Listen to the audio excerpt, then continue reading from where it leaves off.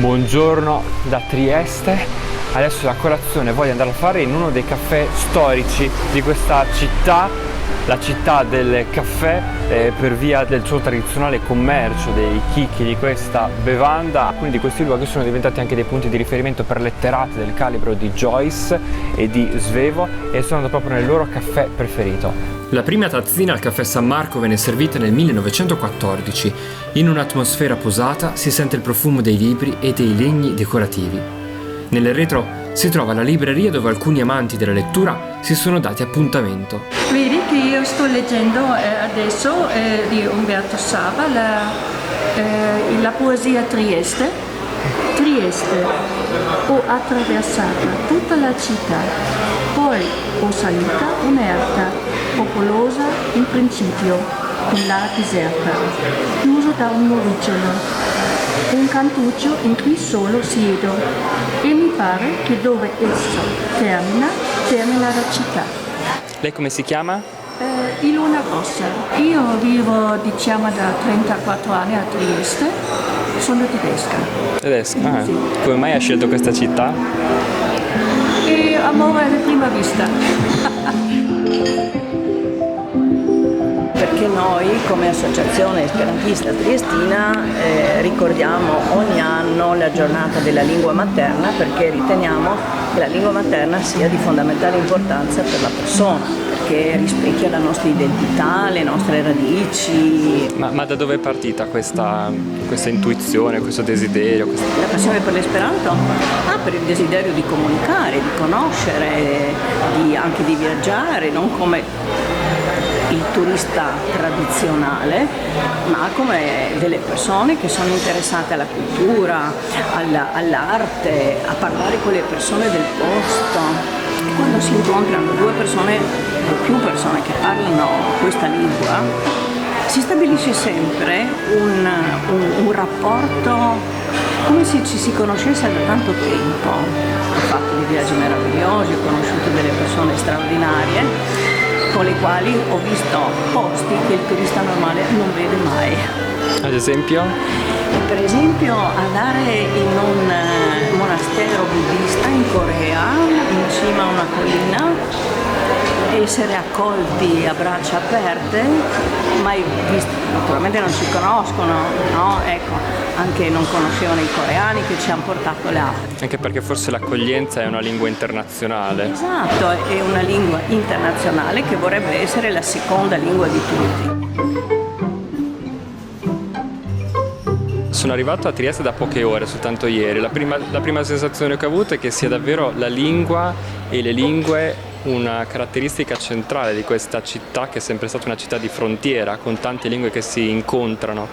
Trieste non era solamente una città di frontiera, una città di grande movimento a causa del Portofranco di Trieste. Sono venuti già dal 1800 gente da tutto il Mediterraneo. Ad alcuni fa paura questo incontro di culture diverse.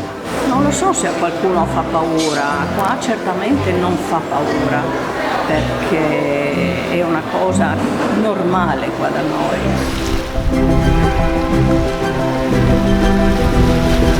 Comincio il racconto della storia di Trieste a partire dal mare, e in riva al mare mi sarei trovato a camminare se fossi nato nel I secolo d.C., quando venne realizzato questo magnifico teatro romano che è ancora praticamente integro per quanto riguarda la sua cave, alle sedute che potevano contare fino a 6.000 persone. Sul Colle di San Giusto era stata fondata la città romana, Tergestum, che affacciava direttamente sul mare, e quella che sto attraversando adesso era la navata centrale della Basilica Romana. Non confondetevi, noi conosciamo la Basilica come luogo di culto per la cristianità, ma in origine questa tipologia architettonica ai tempi dei Romani era un edificio pubblico, Basilica da Basileo, il signore, il re. Qua si svolgeva un'attività economiche, amministrative, di giurisprudenza. Dopo il 313 d.C. l'editto di Milano con cui l'imperatore Costantino concesse a tutte le religioni di potersi esprimere liberamente, tra cui il cristianesimo, che quando dovette scegliere una tipologia architettonica in cui svolgere, celebrare i propri riti, attinse alla Basilica Romana, che a sua volta attinse all'Agora greca, e adesso prosegue la mia visita sempre sul colle con 2 chiese in una, e così è nata la cattedrale di Trieste, che è il risultato della fusione di 2 chiese romaniche. Si vedono ancora i portali delle 2 strutture, quella di sinistra la chiesa dell'Assunta, quella di destra invece il Saccello di San Giusto. Nel 300 si decise di fondere questi 2 edifici abbattendo le pareti confinanti. Questa era la navata centrale della prima basilica, questa la navata centrale del Saccello. È davvero suggestivo vedere come ancora si conservano gli stili differenti tra le 2 metà di edifici, con colonnati diverse, altezze diverse. Sono entrato nel castello in cima al colle di San Giusto. Dal belvedere si ammira tutto il golfo di Trieste, dalle montagne del Carso si vede la città con le sue espansioni delle varie epoche. All'interno del Museo dell'Armeria nel castello c'è un plastico bellissimo di inizio Novecento che rappresenta una veduta di Trieste come doveva essere nel 1690, di fatto rispecchiando l'impianto medievale. Noi siamo a Torrefazione La Triestina, ecco, è una miscela di chicchi che provengono dall'America centrale. La quantità è nostra, praticamente la ricetta, ripeto, è nostra. I clienti dicono che è un caffè dolce, amabile, qualcuno sente nocciola, qualcuno sente liquirizia. E tra l'altro ci troviamo proprio a 2 passi dal porto, che era dove sì, arrivavano i mercantili. Esatto, tutto questo grazie a Maria Teresa d'Austria. Questa è Sissi, questa è Maria Teresa d'Austria. Anche il santino, giustamente. Sì, ci tengo perché Maria Teresa d'Austria tra l'altro non è mai venuta a Trieste. Questo era praticamente un piccolo porto di pescatori, poveri pescatori, così piccolini. Lei ha investito tanti soldi perché ci ha creduto in questo posto come porto di mare. E cosa ha fatto? Dalla vicina, quella volta adesso Croazia, Istria, ma quella volta era Italia, ha fatto prendere a Capodistria tutti i frati, quelli che erano più dotti, ha insegnato ai bambini a scuola, li ha istruiti, eccetera. Nelle varie generazioni succede che col tempo sono diventati comandanti di navi. Questo era il porto di caffè per loro e di seta. E così è rimasto. Quando vengono i napoletani, dico io sono napoletano. Fanno e bevono il caffè e poi ci danno il voto.